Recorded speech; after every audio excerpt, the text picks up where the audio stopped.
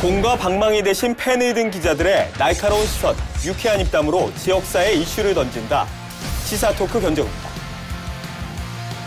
어서 오세요. 안녕하세요. 안녕하십니까. 이제 달력이 이제 한 장밖에 남지 않았습니다. 올해도 이제 얼마 남지 않았는데 두 분에게 2019년은 어떤 해였어요? 저는 이제 올해 개인적으로 첫 시작했을 때 1월 달에 목표가 조금 더 이제 가정에 충실하자를 네. 이제 목표로 잡고 있었는데 뭐 이 점수는 뭐 와이프만이 알고 있을 것 같더라고요. 그러면 김 기자가 생각하는 본인의 점수는? 점진적으로 나아지고 있다라는 이런 걸 자체적인 이제 이 판단으로서는 네.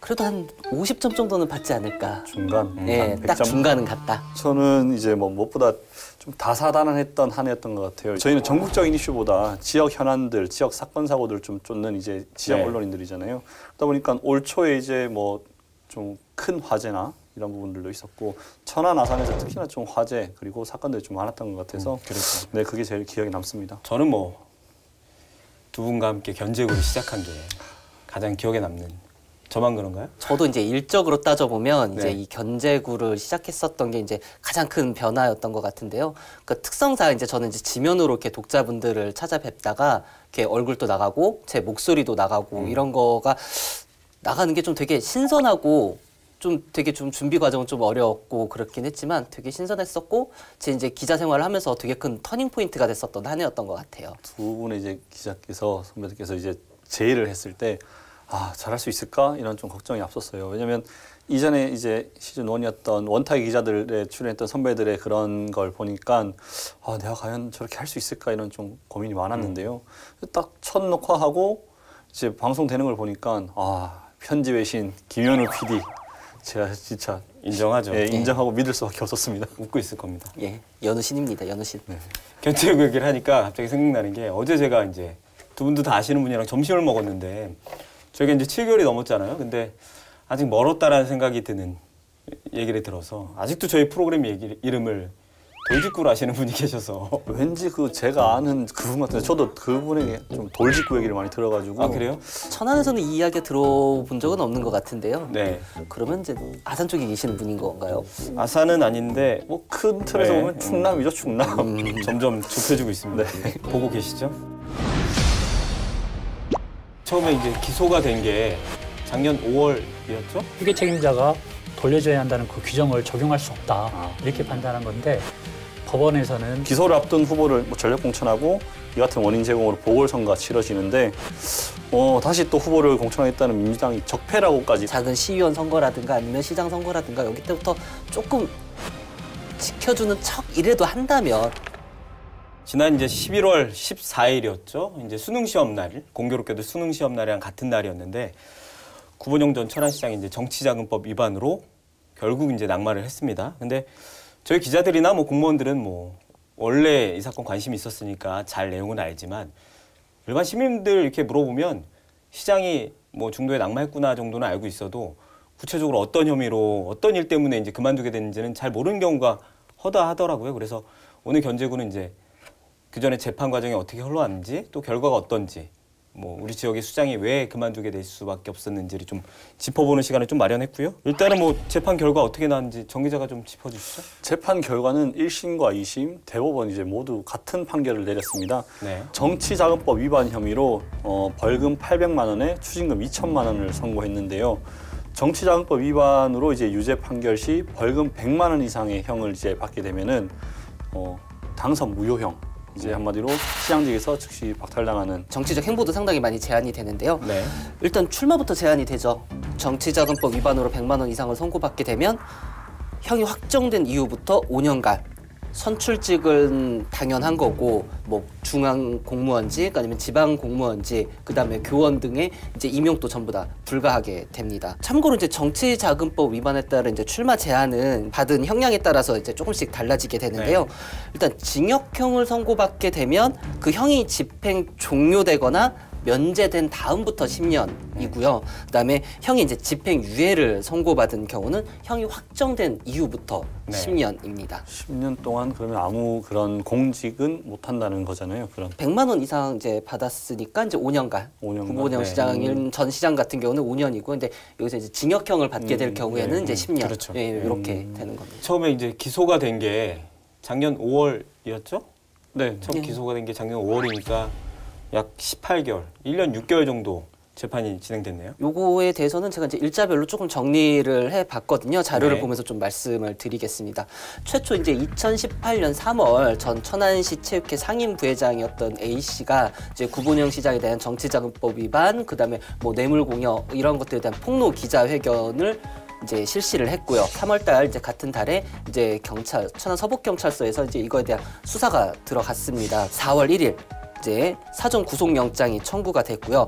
그러고 나서 3일, 이제 4월 3일 날 이제 구본영 시장이 이제 구속수감이 됐습니다. 근데 구속수감 된 이후 이제 3일 만인 이제 6일 날 이제 구속 적부심을 이제 조건으로 이제 조건부 석방이 됐었고요. 네. 그러고 나서 이제 5월 4일 이제 검찰의 기소에 따라서 이제 1심이 시작이 됩니다. 재판이 시작됨과 동시에 이제 바로 또 지난해 6월 4일 이제 지방선거가 지방선거가 같이 네. 진행이 됐었죠. 그래서 6월 이제 여기 또 출마를 해서 6월 4일 지방선거에서 이제 재선에 성공을 하게 됩니다. 그 이후 이제 6월 20일부터 11월 12일까지 이제 총 5차례에 걸쳐서 이제 1심 재판의 심리가 진행이 됐고요. 2019년 1월 16일 1심에서 이제 벌금 800만 원에 추징금 2천만 원에 1심 판결이 나왔습니다. 1월 22일 이제 구본영 전 시장 측과 검찰이 쌍방으로 이제 서로 상소를 했고요. 그래서 2월 7일 날 저기 상소심이 시작이 돼서 5월 8일 첫 공판이 열렸습니다. 첫 공판이 시작된 이후 나서 딱 한 달 만에 이제 6월 25일 날 변론이 종결이 되고요. 네. 7월 26일 날 이제 판결을 선고했는데 이거 역시 이제 1심과 똑같은 이제 원심을 유지한다라는 판결이 나왔죠. 11월 14일 이제 대법원에서도 1심과 2심의 형을 모두 확정하는 이제 판결이 나오게 됩니다. 여기서 좀 뭐 보태자면은 처음에 구본영 전 시장이 기소된 거는 3가지 혐의가 적용이 됐었어요. 이제 뭐 수뢰우 부정처사죄하고 또 직권남용 권리 행사 방해, 그리고 하나는 정치자금법이었는데 앞에 있던 수뢰우 부정처사하고 직권남용은 무죄를 받았고요. 그리고 하나 이제 정치자금법에서만 딱 유죄를 받게 된 거죠. 수뢰우 부정처사죄나 뭐 직권남용 권리 행사 방해 같은 경우는 그 최초 제보 이제 폭로한 그 사람의 주장만으로 어떻게 보면 이걸 입증을 해야 되는 거였는데 최초 폭로한 사람의 입만 빌려서 이거를 뭐 증거재판주의에서 그 사람 말만 듣고서 한다는 자체가 어떻게 보면 유죄로 받아들이긴 되게 힘들었을 것 같고, 저는 그래서 그 부분에 대해서 무죄가 좀 나온 게 아닌가 싶더라고요. 사실 저도 판결문 여러 번 찾아보고 이렇게 봐도 어려워요. 법률 용어나 뭐 이런 것들이 좀 어려워서 오늘 좀 도움 주실 분을 좀 모셨거든요. 시사토크 견제구, 오늘의 구원 투수 입장합니다.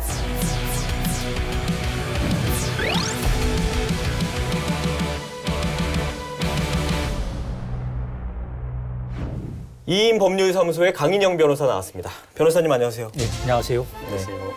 강인영이라고 합니다. 아무튼 오늘 초대해 주셔서 감사하고 부족하지만 답변을 최대한 잘 열심히 하도록 노력하겠습니다. 네. 저는 강 변호사님하고는 10년 넘게 이제 변호사와 기자로 알고 지내는데 두 분하고는 어떠세요? 최근에 살인 누명을 쓴 탈북 남매 그 사건이 가장 기억에 남는데요. 네. 다른 언론사 선배가 쓴 그 기사를 봤어요. 이제 또 강영 변호사 인터뷰를 한 것도 봤고, 이제 그때 좀 굉장히 강영 변호사께서 고생을 많이 했다고 저는 그 기사를 접했거든요. 일단은 기록만 해도 그 거의 몇만 페이지 되는 분량이었습니다. 이게 이제 북한을 이탈하신 그 탈북자 남매 분들이었는데 좀 억울하게 수사를 받고 좀 누명을 쓰신 분들이었다라고 제가 처음부터 판단을 했습니다. 그래서 그분들이 정말로 제가 아니면 안 된다는 그런 심정으로 정말로 열심히 했던 사건이었습니다. 그래서 지금도 가장 제가 지금까지 변호사 하면서 가장 보람 있는 사건이 아닌가 이렇게 생각이 듭니다. 결과도 잘 됐죠? 예, 다행히 검찰에서 대법원의 상고를 포기해서 확정이 되었습니다. 그래서 지금 형사보상 청구 중에 있습니다. 예. 네. 오늘 진짜 말 그대로 구원투수로 저희가 모셨거든요. 변호사시니까 저희가 좀 이해 못하는 것도 좀 해석 좀 해주시고 시청자분들에게 조금 알기 쉽게 안내를 해주시면 될 것 같아요. 기자들도 뭐 그런 촉이 있다고 뭐 그런 얘기 많이 하는데 특히 변호사님 뭐 지역에서만 15년 넘게 하셨나요? 예. 변호생활 하고 계시니까 이게 재판이 딱 시작되면 이건 뭐 유죄다, 무죄다 뭐 이런 판단이 좀 가능하실 수도 있을 것 같은데 이 재판은 어떻게 보셨어요? 일반인이 생각하는 관점하고 우리 이제 재판부에서 판사가 생각하는 관점이 다릅니다. 재판부 같은 경우는 전지전능한 그런 사람 입장에서 네. 그 사문을 보기 때문에 대부분은 이제 이렇게 보수적인 관점을 보다 보니까 무죄 판결 나기가 그렇게 어렵습니다. 그게. 그래서 저는 이번 사건을 보면서 무죄 판결 나기는 어려울 것 같고 다만 벌금형 100만 원 미만이나 아니면 선고유예까지 할 수도 있지 않을까. 정상 참작을 한다면 이렇게 네. 생각은 해봤습니다. 두 기자들은 뭐 좀 예상을 좀 했어요? 저는 2심 재판이 진행이 되는 걸 보면서 아 이게 조금 쉽지는 않겠구나 이제 좀 어느 정도는 좀 예측은 좀 했었습니다. 저는 1심 재판에 이제 가서 봤는데 1심 재판을 보면서 아 이게 처음 어떻게 보면 기소된 게 그 수레우 부정처사가 좀 이제 그게 컸잖아요. 그게 또 구속 사유로서도 그것 때문에 이제 구속된 걸로 알고 있는데 여기서 무죄가 난 걸 보고 조금 정치자금법 같은 경우는 나중에 선고유예나 이런 쪽 아까 변호사님께서 말씀하셨듯이 선고유예 쪽도 저는 한번 조금 조심스럽게 생각을 해봤는데 근데 그 선고유예라는 게 좀 자세히 어떤 그 형법에 있는 내용인데요. 1년 이하의 징역이나 금고, 벌금형 그러니까 좀 경미한 범죄라고 생각하는 선고를 할 경우에는 뭐 그 부분에 여러 가지 정상을 참작해서 선고를 아예 미루는 그런 제도입니다. 그래서 선고유예를 하게 되면 예를 들어서 공직선거법상의 당연 상실형에서 면제가 되는 것이죠. 그래서 정치자금도 마찬가지고 그래서 그런 경우는 직을 유지할 수 있습니다. 예. 재판부 그리고 검찰에서 검찰은 기소유예, 판사는 선고유예가 제일 큰 권한인 것 같아요. 그렇죠. 맞습니까? 예. 근데 사실 검찰에서 기소유예 하기는 정치적인 사건에 대해서 하기가 상당히 부담감이 있는 건 사실입니다. 그래서 그것을 이제 재판부에다가 돌리는 그런 경우가 많이 있죠. 저는 이제 항소심 개시부터 판결까지는 5개월이고 그리고 첫 공판을 기준으로 하면 2달 만에 이제 이 2심이 끝났었던 거죠. 상당히 좀 이례적으로 빨리 끝나가지고서 아 이거는 재판부가 1심에 대해서 크게 이견이 없구나 이게 대법을 가도 크게 뒤집기는 어렵겠구나 저는 이제 그렇게 봤었거든요. 1심 자체도 굉장히 좀 길게 오래 끌 걸로 이제 보였거든요. 근데 1심도 조금 또 빨리 끝난 편이라는 것 같은데 어떻게 그게 진행된 건지. 공직선거법에는 이제 그런 규정이 있거든요. 그 공직선거법에서는 가급적이면 1심은 6개월, 2심, 3심은 3개월 내에 이제 끝내도록 되어 있습니다. 그게 뭐 반드시 그렇게 지켜져야 하는 것은 아니고 그렇게 하라라고 하는 어떤 훈시적인 규정이라고 할 수 있는데 정치자금법 같은 경우에는 거의 준해서 좀 신속하게 법원에서 판단하려고 하다 보니까 재판을 좀 빨리 진행을 한 것 같습니다. 네. 그럼 뭐 통상 이번 재판 같은 경우는 뭐 좀 적당했다로 이제 보시는 건가요? 그러면? 그리 길지는 않았다라고 이렇게 보여집니다. 예. 저희끼리도 아까 잠깐 얘기를 나눴지만 이게 세 가지 혐의 중에서 두 가지는 무죄, 정치자금법은 유죄 나오긴 했지만 구본영 시장 측이나 변호인들은 끝까지 모든 혐의 다 무죄를 주장했었잖아요. 네. 무죄를 주장했던 논리는 뭐였어요? 그 정치자금법에 그 국회의원이나 그 지방자치단체장 같은 경우 후원에 둘 수 있고요. 네. 후원의 한도액이 1인 한도액이 500만 원이거든요. 500만 원을 초과해서 할 수는 없습니다. 근데 이 사건의 경우에 지금 2천만 원을 지금 줬단 말이에요. 네. 그래서 이제 구시장님 측에서는 2천만 원은 불법 자금이기 때문에 이 정치자금법이 규정하고 있는 이런 내용에 적용되지 않는다. 그래서 네. 이걸 적용되지 않기 때문에 무죄다라는 한 가지고 설령 적용이 된다 하더라도 나는 고의가 없다.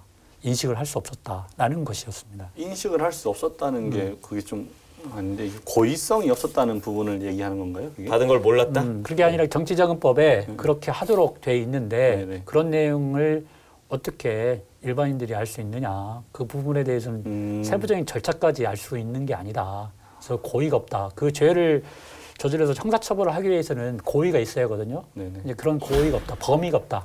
정치자금법을 부정수수할 그런 범죄의 고의가 없었다라는 것입니다. 국회의원들은 당선 이후에도 후원회를 계속 유지할 수 있지만 그 자치단체장 같은 경우는 당선이 되면 그 다음날 해산을 해야 되는데 후원회를 두고 있을 당시에 이제 돌려준 돈을 그때 당시에 돌려줘야 되는데 후원회가 해산된 다음에 돌려줘서 뭐 어겼다 이런 내용이잖아요. 이게 뭐 그런 비슷한 건데요. 네. 첫 번째 그 정치자금법에는 상당히 이제 좀 엄하게 이제 방법을 규정하고 있습니다. 그래서 절대로 정치자금을 후보자 지정과 후보자가 직접 받지 않도록 되어 있습니다. 못하도록 되어 있습니다. 특히 후원자가 예를 들어서 우리 송 기자님이 나를 후원하고 싶다라고 하면은 그 후원의 사무소인 회계 책임자에게 네. 전달하고 회계 책임자가 후원자를 돈을 줘야 합니다. 근데 다이렉트 이렇게 주는 것은 정치자금법에서 금지하고 있습니다. 근데 이렇게 줬고 결국 이 준 것을 후원의 회계 책임자한테 넘겼어야 했는데 넘기지 않았다. 이게 지금 이 법에서 쟁점이라고. 근데 그 넘기지 않았다고 한 거는 또 한번 또 2천만 원을 돌려줬다고 또 주장을 했잖아요. 구보영 전 시장 측에서는. 예. 그러면 그 돌렸다는 건 직접 다시 돌려줬다는 부분인가요? 그렇죠. 자기가 돌려주시든 회계 책임자가 아닌 다른 사람이 돌려주시든 네네. 그 법에 위반됐다는 것입니다.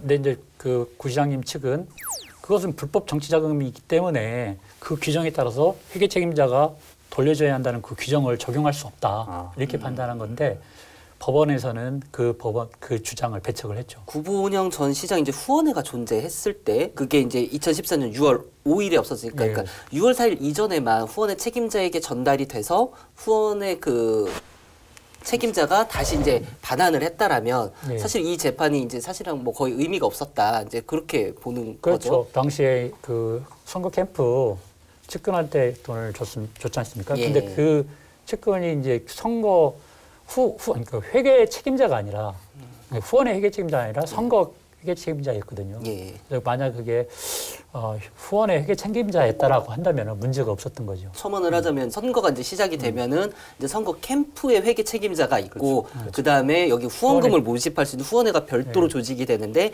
여기에 이제 회계 책임자가 있는데 지금 이 사안 같은 경우는 선거 캠프에 회계 책임자에게 돈이 가는 게 아니라 후원회로 갔어야 됐고 그리고 여기서 다시 반환이 이뤄졌어야 되는데 그 절차 없이 캠프에 있는 회계 책임자로 갔기 때문에 그리고 여기서 다시 반환이 이뤄졌기 때문에 지금 이제 문제가 됐었던 그런 말씀이신 거죠. 그 10조 그 방법을 위반했다라는 것이고 또 18조에는 그게 불법 후원금인 경우는 그것도 마찬가지로 회계 책임자가 반환하도록 되어 있습니다. 그래서 근데 이제 이게 지금 회계 책임자라고 하시지 않는 다른 분이 선거 캠프 책임자가 돌려줬지 않습니까? 그게 이제 위반다라는 거죠.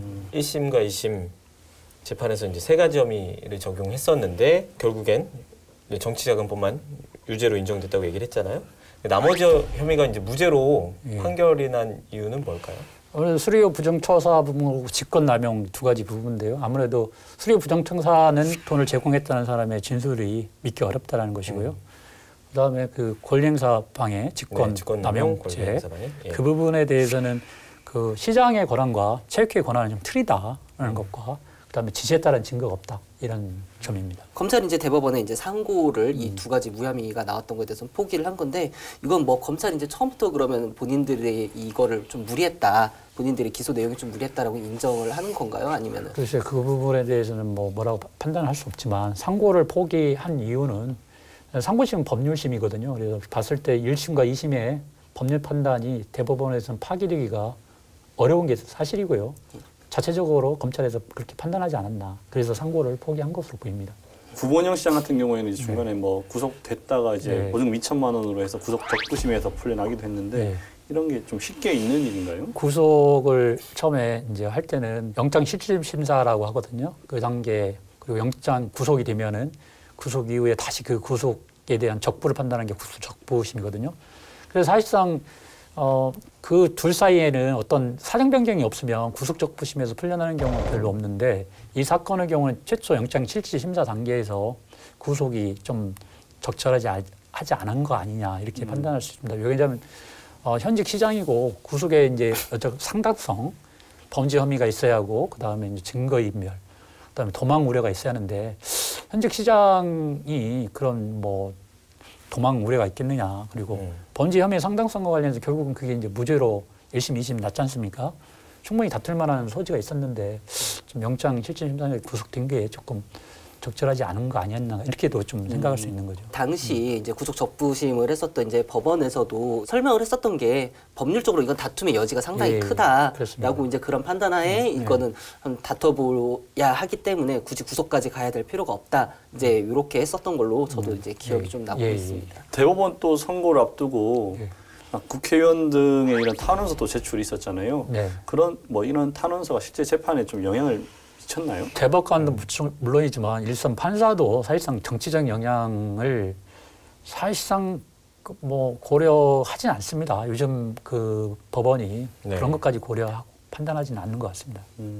무의미한 어떻게 보면 그런 탄원서 제출을 그렇죠. 이 사건 같은 경우는 네. 다른 사건은 어떨지 모르지만 이 정치적 사건이고 이 죄가 지금 법리적으로 있느냐 없느냐 죄가 유무죄를 따지는 건데 그걸 뭐 다른 탄원서가 들어갔다고 해서 그거에 뭐 크게 달라지지는 않았을 것이라고 생각이 됩니다. 변호사님 나오셨으니까 궁금한 거 있으면은 추가로 더 물어보시죠. 좀 뭐 이 사건과 별개로 예. 전 이규희 국회의원 사건이 좀 되게 재판까지 예, 좀 예. 그건 궁금한데요. 제가 1심에서 네. 맡았던 사건인데요. 네. 그게 이제 공직선거법 47조의 2의 제1항과 그 형벌 처벌 규정이 230조 문제거든요.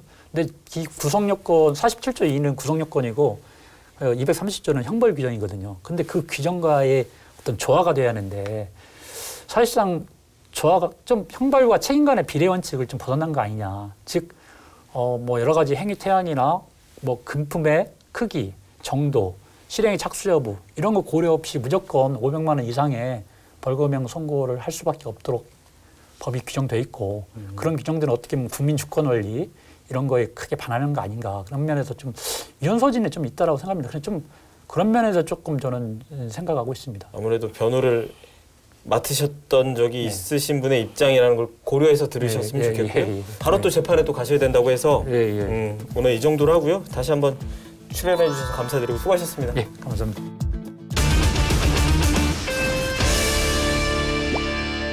천안시장 거리 사태에 따른 천안시장 선거는 내년 4월 15일 총선과 함께 치러지게 되는데요. 시정 공백에 대한 우려도 적지 않습니다. 일단은 뭐 천안시정은 당분간 이제 부시장 권한대행 체제로 운영이 되는 거죠. 현재 이제 구만섭 부시장이 이제 시장에 대한 모든 업무를 대행하는 권한 대행 체제로 지금 천안시가 운영이 되고 있고요. 네. 근데 이 권한 대행하고 이제 또 직무 대행을 이제 조금 혼동하시는 분들이 있어서 요거에 대한 이제 설명을 잠깐 하자면 권한 대행 같은 경우는 이제 지자체장의 권리, 그러니까 지금 이제 천안시 같은 이런 권리 사태나 혹은 이제 공소 제기 후 이제 구금된 상황 아니면 의료기관에 60일 이상이 이제 입원을 하게 되거나 아니면 이제 지자체장이 이제 선거에 이제 입후보하는 경우, 그래서 아예 그 직을 수행하기가 불가하다라고 판단이 됐을 경우에는 이제 권한 대행을 가는 거고요. 이제 직무 대행일 경우는 이제 좀 간단한데 출장이나 지자체장의 출장이나 휴가 등의 이제 일시적인 사유로 이제 직을 수행할 수 없을 때 이제 그 역할을 하는 건데요. 기존에 이제 구본영 천안시장처럼 선취직 공무원이 행사했던 자치단체장이 행사했던 모든 권한은 그대로 권한대행은 할 수 있다 이런 얘기인 것 같고요. 재판이 끝난 지 이제 한 달, 본방송 기준으로는 저희 한 달 정도 됐는데 시청이나 공직사회 분위기는 좀 어때요? 처음보다는 이제 많이 차분해졌었던 것도 사실이지만 그래도 좀 많이 혼란스러워하거나 좀 혼동스러워하시는, 이제 왜냐하면 천안시정 역사상 처음 있는 일이다 보니까 이제 아직도 좀 분위기가 다운된 거는 사실이고요. 이제 그렇다 보니까 이제 바로 이제 이 대법원 판결이 나오자마자 이제 양승조 도지사도 이제 천안시청을 방문해서 공무원들에 대한 이제 뭐 엄정 중립, 정치적인 엄정 중립이라든가 아니면 이런 것들을 주문을 했고, 또 구만섭 부시장도 이제 권한대행 체제로 넘어오면서 공무원들에 대한 뭐 여러 가지를 주문을 했어요. 이제 네. 이런 걸 통해서 이제 공직기강 다잡기에 나섰다. 네, 그렇게 되면서 빠르게 좀 안정화가 되어 가고는 있는 것 같습니다. 네. 대법 판결 직후에 이제 시청, 구청, 행정복지센터, 이제 동사무소죠.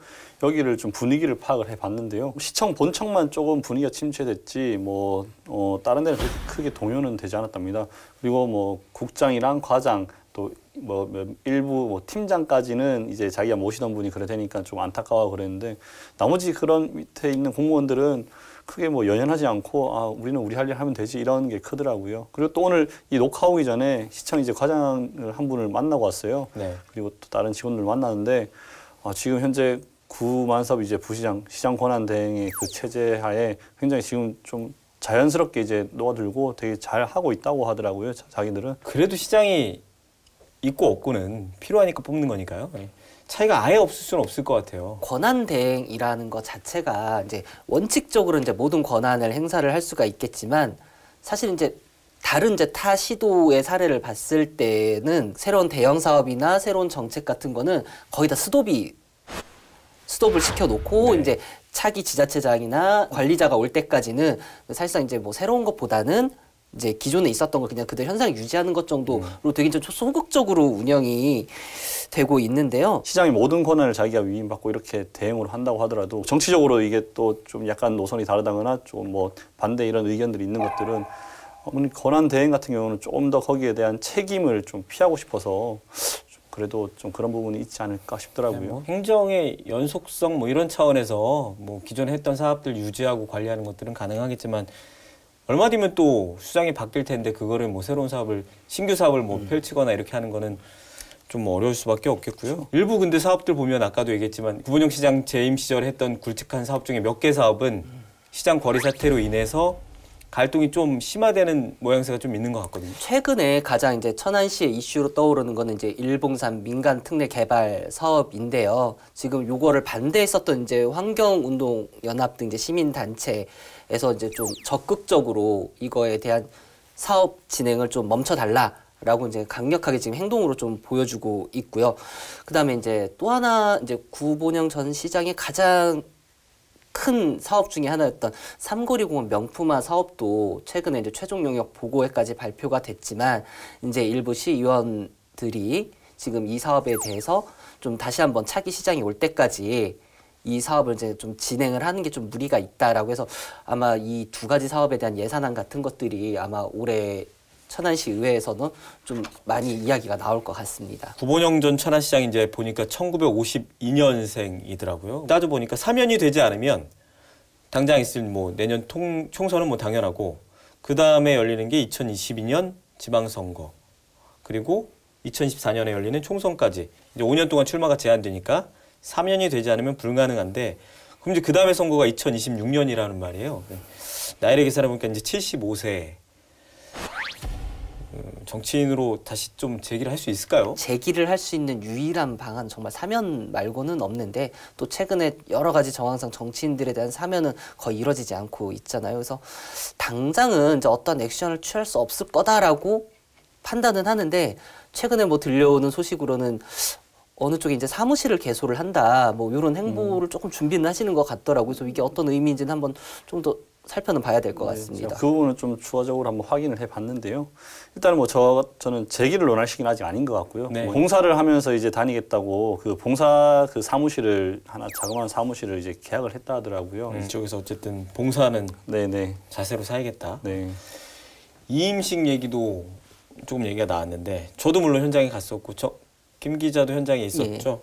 저는 이렇게 중도 낙마한 경우에 통상 뭐 제가 다 따져보진 않았지만 이런 경우에 이임식을 하나? 저는 처음 봤거든요. 이런 경우에 하는 사례를. 보통은 뭐 하지 않겠죠. 이게 근데 제가 아까 그 강인영 변호사 있을 때 얘기했던 것처럼 그 쟁점이 처음에 이제 검찰의 기소는 수뢰후 부정처사죄 이런 어떻게 보면 뇌물죄에 굉장히 부정부패 쪽 관련된 그런 거에서 무죄를 받았잖아요. 도덕적 부분에서 명예회복이 조금은 그래도 이루어지지 않았나. 이제 그 전에는 구속이 됐다가 풀려났기 때문에 그래서 전 한 게 아닐까 싶더라고요. 이임식을 한다 안 한다를 사실은 제가 알기로는 이제 구본영 전 시장이 이 판단을 내렸던 거는 아니고 전날부터 이제 대법원 판결이 나오기 전날부터 이제 시장이 이제 국장들을 중심으로 여러 가지 가능성을 열어두고 뭐 완전히 무죄가 나와서 파기환송이 됐을 경우 혹은 이제 지금처럼 이렇게 이임식을 해야 되는 이제 중도 낙마일 경우를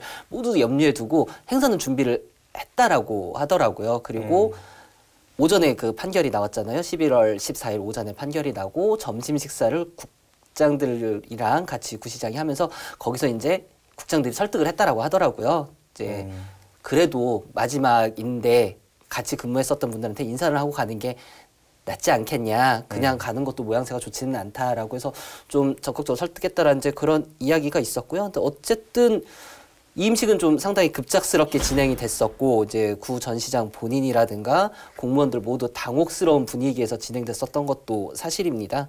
그래서인지 이제 구 시장 역시도 이제 많은 이야기를 하고 가지는 않았어요. 이제 뭐 간단하게 그때 나왔었던 이임사를 조금 이야기하자면 뭐 이번 판결은 저에 대한 부덕에 소치고 불찰이다. 직원들에게 미안한 마음이다. 뭐 이번 일로 마음에 상처가 되지 않을까 염려도 된다. 그리고 그동안 천안 발전은 공무원들의 땀으로 이뤄낸 성과고 저는 다 이뤄내고 가지 못하지만 남은 여러분들은 흔들림 없이 시정에 임해주길 바란다. 거의 딱 이제 이 정도 이야기만 하고 이제 바로 이제 나가게 됐었죠. 저도 이 기사 쓸 때 많이 헷갈렸던 부분이거든요. 기사 지금도 검색하면 이제 이번 선거가 재선거냐 보궐선거냐 뭐 기자도 많이 헷갈렸으니까 정확히 뭐예요? 정확히는 네.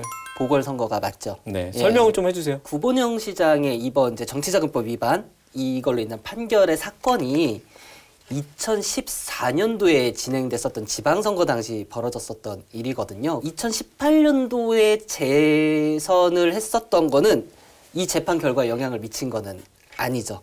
그러다 보니까 보궐선거는 선거에서 이제 당선된 후에 당선인이 임기 중 사퇴라든가 사망하거나 선거 과정 이외에 실형 선고 등으로 인해 그 직을 잃어 공석 상태에 되는 경우를 말을 하게 되는데요.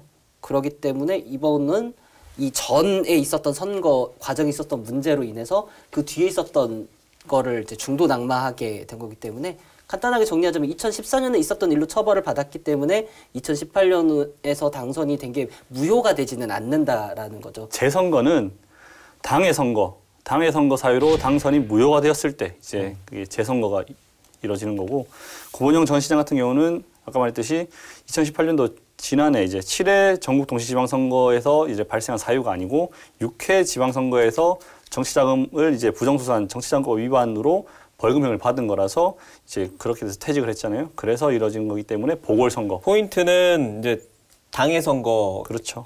박혀 있는 것 같아요. 네. 네. 예상이 충분히 됐던 거지만 이제 구본영 전 시장을 공천한 이제 더불어민주당에 대한 책임론이 불거지고 있잖아요. 어떤 양상이죠 지금? 간단하게 정리를 하자면 구전 시장의 이제 대법원 판결이 나옴과 동시에 민주당을 제외한 모든 정치권과 시민단체에서 비난의 화살이 쏟아지고 있는 상황이죠. 공천을 이미 할 때부터 2018년도 선거를 앞두고 공천을 할 때부터 이미 수사를 받고 있었던 상황이고 심지어는 구속까지 됐었다가 이제 적부심으로 나왔었던 이러한 후보자를 경선도 아니고 전략 공천을 했었단 말이죠. 그렇게 전략 공천을 한 거에 대한 민주당의 책임이 크다.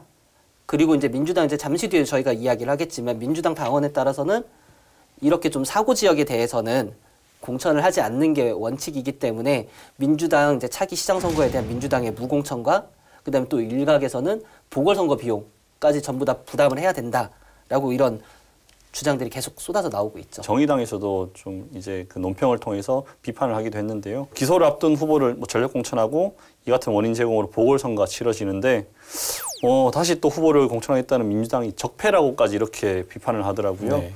그리고 또 뭐 당시 민주당 그 충남도당 위원장이던 박안주 국회의원을 또 경영하기도 했고 이거는 뭐 시민단체도 마찬가지고요. 좀 많이 굉장히 좀 비난과 비판을 많이 받고 있습니다. 방금도 뭐 전략 공천 얘기를 했지만 구본영 시장 전 시장 같은 경우는 당시 시장 선거 치르면서도 전략 공천에 대한 논란이 좀 있었잖아요. 그때 당시 일을 좀 다시 한번 설명을 해드리자면요. 이제 공천 과정에서부터 이제 앞에서 이야기했었던 이 세 가지 사유로 인해서 경찰 수사를 받았고 구속까지 됐다가 구속 적부심으로 나온 만큼 당선이 된다 하더라도 이 직을 지속적으로 유지를 할 수 있겠느냐라는 의혹이 계속 제기가 됐었습니다.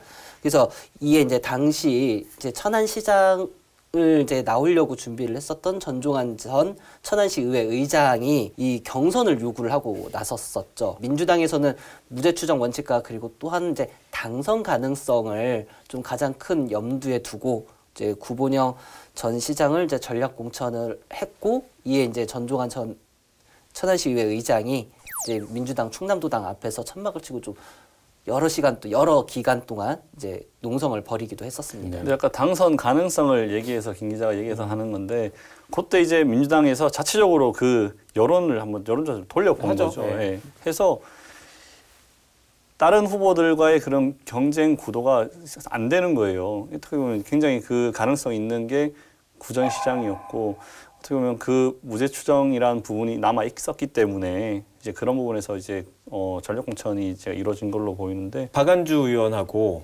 양승조 충남지사 같은 경우에는 뭐 방식은 좀 다르지만 사과를 하긴 했죠. 박완주 국회의원 같은 경우는 이제 당시 선거를 충남도의 선거를 진두지휘해서는 충남도당위원장이었고 네. 공천도 이제 진두지휘를 했었기 때문에 이거에 대한 이제 코멘트는 이제 반드시 나왔을 거다라고 저희는 다들 예상은 하고 있었고 이제 SNS를 통해 가지고서 발표를 했었죠. 내용을 뭐 보면은 대법원의 판결을 존중하며 시민께는 죄송하다. 시민에게 이제 피해로 이 사안이 돌아가서는 안 된다라고 이제 이야기를 했었고요. 뭐 앞서 얘기했듯이 이제 양승조 도지사도 이제 재판 결과가 나온 다음 날 천안시를 방문을 해서 민주당 당원의 한 사람으로서 일단 사죄를 드린다. 라고 이렇게 이야기를 했었습니다. 네. 일각에서는 뭐에 대한 잘못이냐, 주어가 없는 사과 아니냐 이런 뭐 비판도 있었거든요. 두 기자는 어떻게 평가하세요? 이 사과에 대해서? 일단 뭐 앞서 얘기했지만 박완주 의원의 같은 경우에는 이제 지난번 지방선거를 진두지휘했던 충남도당 위원장이었었잖아요. 그래서 뭐 공천에 대한 사과, 뭐 직접적은 아니지만 네. 그래도 뭐 그런 것들은 사죄로 볼 수 있고 양지사 역시 이제 민주당원이랑 조카나에 이제 사죄를 했는데. 다만 이제 조금 양승조 지사까지 굳이 뭐 이렇게 사과를 할 필요성은 있었나 이제 그 생각은 들지만 박완주 의원의 사과에 대해서는 이제 조금 더 안타까움은 남습니다. 아까 이제 나왔던 지적대로 정확하게 그때 당시 공천에 대한 책임에 대한 걸 이제 한마디로 좀 언급이 공식적으로 있었더라면 저는 그 사과를 했다는 자체만으로 굉장히 좀 잘했다고 보거든요. 왜냐하면 지역에 이제 어떻게 보면 중량감 있는 무게감 있는 그 양승조 충남도지사나 그리고 또 박완주 국회의원이나 이런 사람들이 뭐 주어가 없었고 어떤 부분이 잘못됐는지 구체적으로 들진 않았지만 그래도 공식적인 자리에서 또 공식적으로 자신의 그 페이스북이나 이런 데서 그 사과를 했다는 점은 굉장히 좀 잘했다고 저는 이제 판단을 하고요. 뭐 정말 그런 잘못해놓고 반성하는 그런 정치인이 얼마나 많아요. 어쨌든 대부분 무반응으로 무대응이죠. 무대응으로 네. 일관했을 텐데 뭐 어쨌든 공식적으로 사과를 한 거에 대해서는 고무적으로 평가를 하는데 사과를 요구하는 쪽에서는 이런 거 단순히 그 자리에 위원장으로 있었거나 뭐 그때 당시 도지사 출마를 같이 했었잖아요. 예. 뭐 어떻게 보면은 그 러닝메이트 같은 예. 존재잖아요. 천안시장과 충남도지사 그렇죠. 워낙에 여기 표가 많다 보니까 근데 이제 이분들이 정치적인 위치가 일단 지역에 있는 분들이고 근데 아까 뭐 무죄 추정의 원칙 얘기를 했지만 그러니까 무죄를 확신하는 듯한 발언들을 많이 해왔고 공식 행사장에서 그거에 의해서 표의 영향을 전혀 받지 않았으리라고는 얘기할 수 없을 것 같고 받았겠죠. 뭐 그런 부분에 있어서의 사과를 원하는 쪽에선 그런 얘기를 좀 하는 것 같고요. 이 얘기도 또 안 하고 넘어가기 어려울 텐데 그 재판 전에 그 탄원서 아까도 잠깐 언급이 있었지만 뭐 국회의장이라든지 뭐 민주당 의원들이었죠 다 예. 국회의원들이 다 탄원서를 이제 냈는데 저는 사실 뭐 이 포인트도 이거 어려우니까 내는구나라는 생각이 들기도 했지만 그 뭐 아까 강 변호사는 재판에 영향을 미치지 않았을 거라고 얘기했지만 그래도 적절했느냐 논란이 좀 있었잖아요. 네, 어떻게 보세요? 일단은 요 탄원서가 어떻게 제출이 됐는지를 좀 살펴봐야 될 것 같은데요. 이제 11월 이제 대법원의 판결을 앞두고 지난 10월 23일 네. 이제 박완주 국회의원의 주도로 민주당 소속 국회의원 69명과 이제 문희상 국회의장의 탄원서가 이제 구전시장 측으로 전달이 됐었습니다. 그래서 재판에 이제 탄원서를 내라라고 이렇게 이 사실이 알려지면서 이제 조금 논란이 됐는데요. 일각에서는 상권 분립의 훼손이다. 이제 네. 입법부인 국회가 사법부인 재판부에 이렇게 압력을 넣는 걸로 보인다라는 이제 이런 주장이 있었고 시민단체와 이제 야당에서 좀 상당히 많은 이제 비난과 비판이 있었죠. 재밌는 게 이런 것들을 만약에 탄원서를 추진하고 한다고 하면은 조용히 몰래 좀 그렇게 했어야 되는데 이거는 박완주 의원의 좀 약간 그 판단 미스라고 네. 봐야 될까요? 그걸 통해서 더 논란이 됐죠. 네, 뭐, 네. 뭐 워딩이 이 정도면 됐다 뭐 이런 네, 이런 뭐 멘트도 하여튼 있지 않았어요? 그거를 너무 공개적으로 그거를 네. 이제 진행을 함으로써 네. 이게 좀 더 논란을 불거지게 한 게 아닌가. 69명 역시도 구본영 시장의 나이인 69세에 네. 맞춘 거 거기에 플러스 알파로 문희상 의장까지 68세 플러스 1이라고 그랬어. 68세 플러스 하나였나요? 네. 68세 플러스 1. 네. 민주당 무공천 해야 된다. 뭐 아까 계속 이어지는 내용입니다. 더불어민주당 뭐 책임론 이어지는 내용인데 이제 천안시장 선거에 후보 내지 말아야 된다. 무공천 요구가 지금 거세요. 이 부분은 이제 제가 2017년에 예. 저희가 이제 기사해서 이슈가 되기도 했던 내용이거든요. 민주당 당원을 제가 좀 보고 말씀을 드릴게요. 네.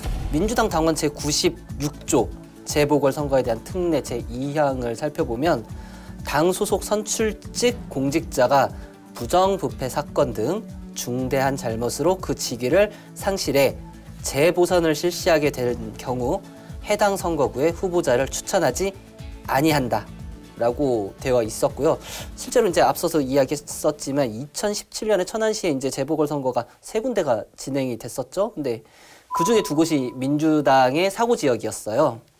그때 당시에도 공천을 해야 되냐 말아야 되냐 논란이 상당히 많았지만 이제 뭐 여러 언론과 그다음에 시민단체에서 공천을 하지 않아야 된다라고 많은 주장을 했었고 민주당에서 결국은 이를 받아들였고 선거가 진행이 됐었죠. 네. 이 뭐 당원은 그 전에 있었던 당원인데 사실 대부분 안 지켜왔고 그래서 우리 선거에도 적용되지 않으리라고 생각했는데 뭐 약속을 지켜서 의아해했는데 그게 근데 약속을 지킨 건지 저는 좀 애매한 부분이요.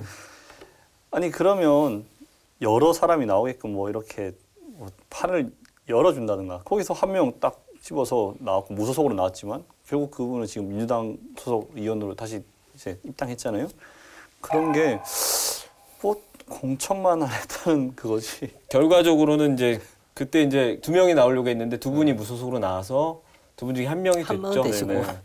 네, 한 분이 됐는데 결과적으로 이제 복당을 했죠. 네. 요번에 근데 좀 상황이 어쨌든 다른 것 같아요. 저번처럼 공천을 무공천할 분위기는 아닌 것 같고 민주당에서는 이제 이게 그 당원에 해당이 되지 않는다 이런 주장이잖아요, 지금. 앞서 말했던 김 기자가 얘기했던 그 더불어민주당의 당원 96조 네. 2항 여기서 그 부분이 제일 애매한 부분인 것 같아요. 지금 부정부패 사건 등 중대한 잘못이라고 이렇게 나와 있는데요.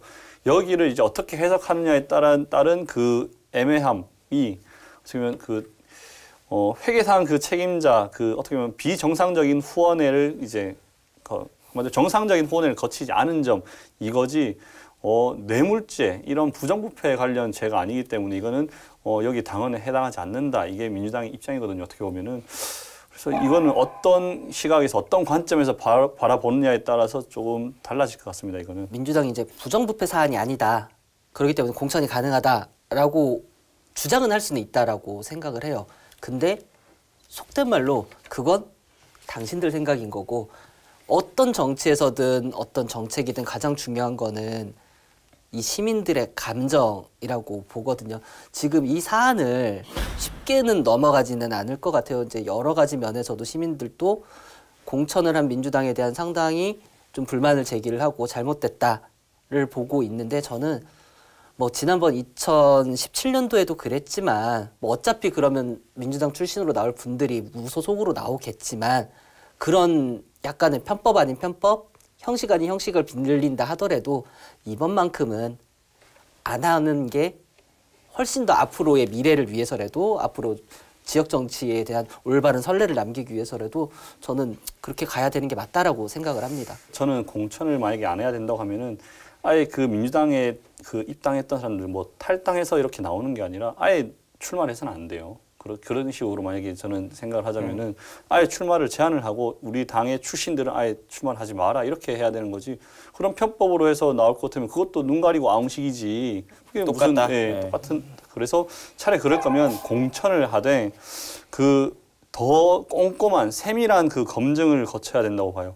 그러면 그 경선 과정을 거쳐서 굉장히 그런 정말 깨끗한 후보를 내야 되는 게 이 당이 어떻게 보면 반성하는 그런 태도라고 생각을 하고 또 그런 부분이 조금 더 시민들한테 와닿을 수 있다고 저는 생각을 합니다. 당원 얘기를 좀 자세히 해보면 정치자금법 위반이잖아요. 이게 이제 뭐 당원에 써 있는 대로 부정부패에 해당이 되는지 안 되는지 이게 또 중대 범죄로 볼 수 있는지 없는지 이게 해석의 차이가 어느 시선에서 보느냐에 따라서 저는 양쪽 다 이런 해석을 할 수 있다고는 보거든요. 그래서 좀 더 좀 명확하게 할 필요가 있지 않나. 뭐 하나하나 뭐 할 수는 없겠지만 이런 논란 더 이상 없도록 좀 명확히 할 필요가 있고요. 또 반면 또 이런 생각도 들어요.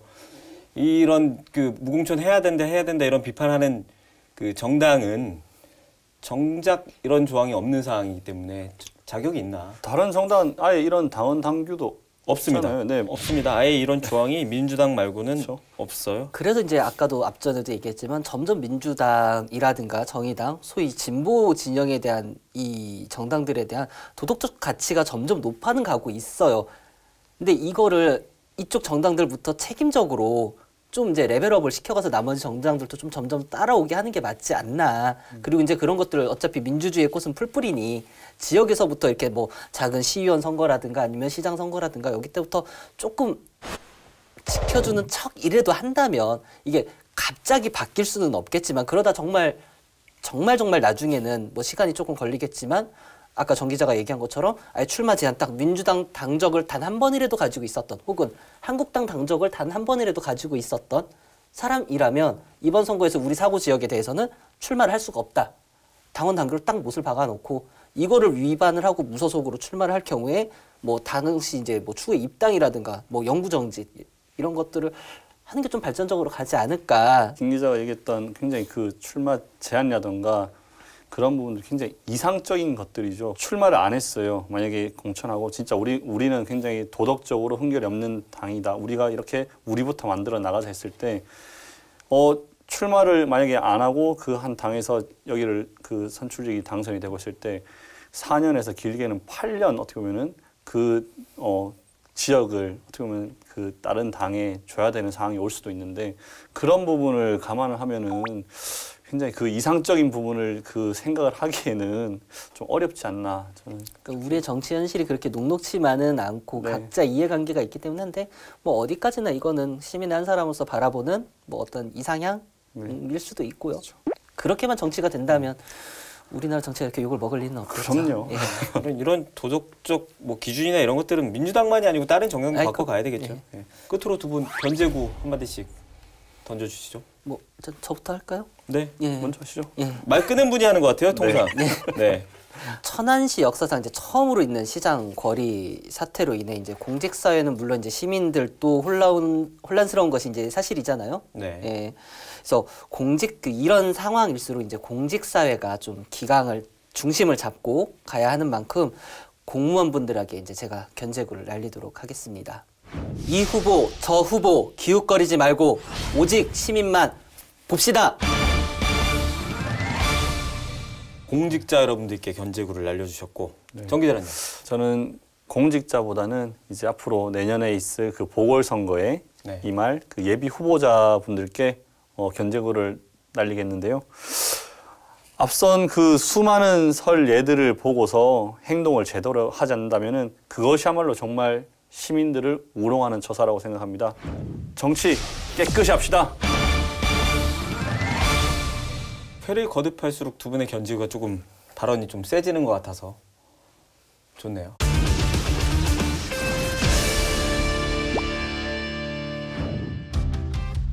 사자성어 중에 인과응보라는 말이 있죠. 재판이든 선거든 결국은 자신이 뿌린 대로 거둔다는 뜻입니다. 정치인에게만 해당되는 말은 아니지만 시기가 시기인 만큼 더욱 명심해야겠죠. 오늘 시사토크 견제구는 여기서 마치겠습니다. 시청해주신 여러분 고맙습니다.